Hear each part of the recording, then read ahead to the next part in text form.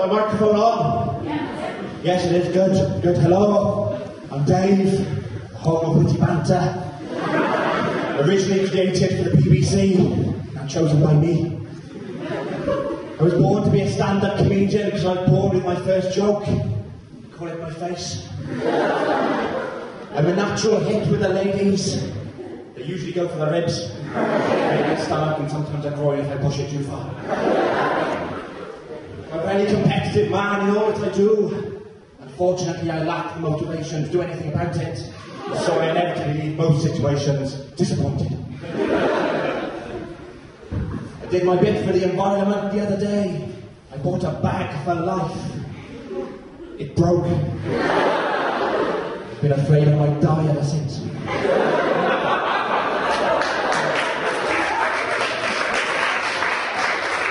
You know you're a man when the shuffle feature on your iPod throws out Bruce Springsteen, Led Zeppelin and Motorhead 3 in a row. You begin to question it when the next 3 songs are ABBA, Westlife and the YMCA. Here we are, ladies and gentlemen, we're at HATStands. HATStands, Mad Hatters HATStands. Here's my hat. I haven't got a stand, I didn't think it through. I thought I would have learned by now who made this mistake the last time. Yes, HATStands, we're excited. You're excited for HATStands, I'm excited for HATStands. So excited I made up a few new jokes for HATStands related jokes. They do require some audio participation, don't worry, it's enough common form, you all know what form it's in. Knock knock. Doctor. Nah, Dr. Whitley. Knock knock. The interrupting housekeeper. Hello, housekeeping. It always gets you when your trousers are done. Excuse me while I have a bit of a drink.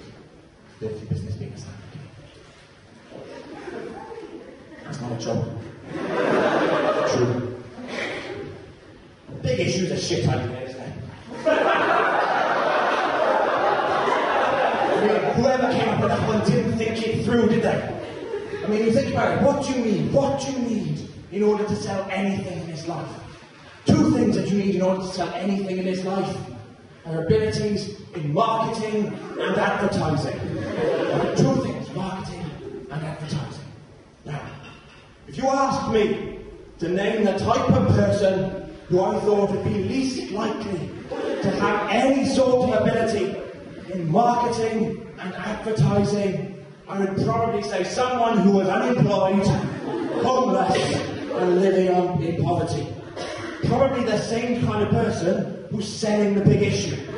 Because think about it, if they had any sort of ability whatsoever in marketing and advertising, they wouldn't be selling the big issue, would they? They'd be offering a highly paid job in London, living a life that I need.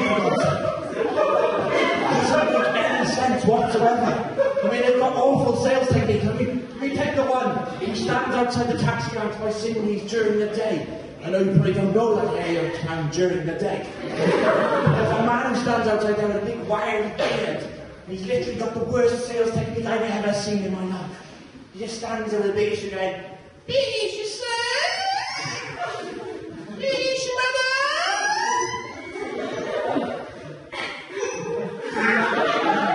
How is that possibly going to make me want to come and converse with you even more? Buy a bloody big issue off you, for God's sake. Makes no sense whatsoever. You know, I wouldn't really have a problem with a big issue if it was decent. The fact of the matter is, it isn't. Right? I've got a copy of a big issue here. This week's big issue. I didn't buy it, I stole it from a common room. I mean, like, you'd think, wouldn't you? You'd think that a magazine designed to be sold by the homeless, written by the homeless, would be sympathetic towards the homeless. I've got the article from Craig David here. That's Saint Amongst Men, Craig David. I'll read you, right? Headline article, the first line of this headline article, Born Again, by Craig David. When Craig David thought about buying a Ferrari, he found himself unable to walk onto a forecourt and drive away with his dream car. I just couldn't get my head around having one, he admits. When I actually did get a Ferrari last year, I was in the right place. It just felt right.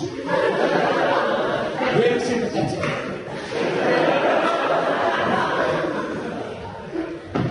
Talking of crap advertising, has anyone here seen a new John Travolta film, From Paris with Love? It's one person. What do you think of it?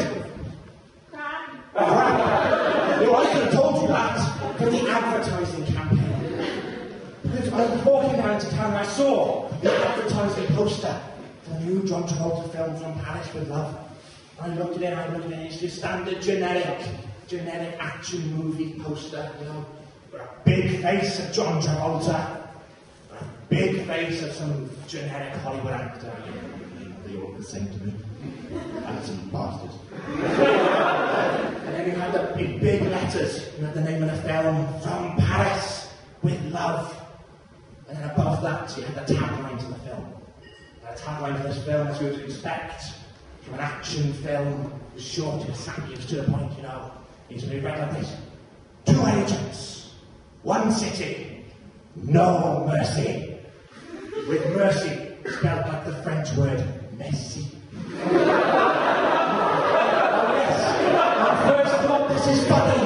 It's a clever pun, it's a mixing of French with English, and it's obviously set in France. But you think about it, and it's actually one of the worst taglines you could ever have for a film.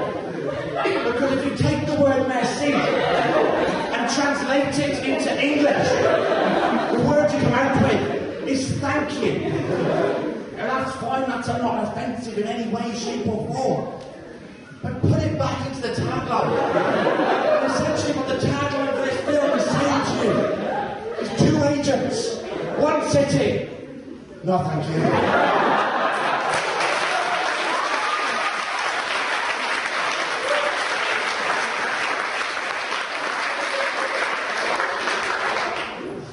Walking through town the other day, I saw a van for the Battery Hen Welfare Trust. It exists, honestly, apparently so. I looked on the website and everything. I was looking through in the office, and I had this van, and it had like a Battery Hen Welfare Trust.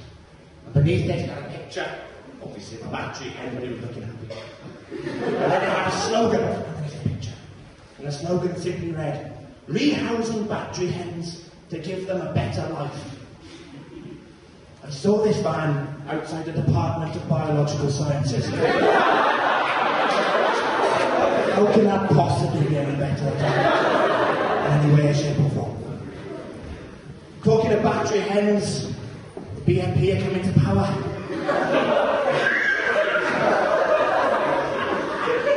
I'm not so much concerned about that so much. I'm more concerned about the state of education, to be honest. I mean, how rubbish do history teachers have to be? They can't convince people that the Nazis were a bad idea the first time around.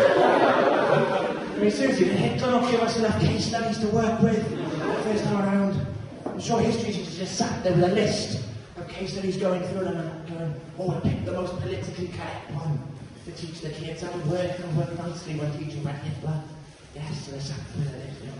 6 million Jews killed, mass extermination of Slavic people, ruthless elimination of political opponents, was good to his mum. We'll have that one, we'll teach them that one, and no one will be any other way. There's just a whole generation of people walking around nowadays thinking, yeah, Nick Griffin, look, he looks like a top fella, he looks like how he knows to look after his mum.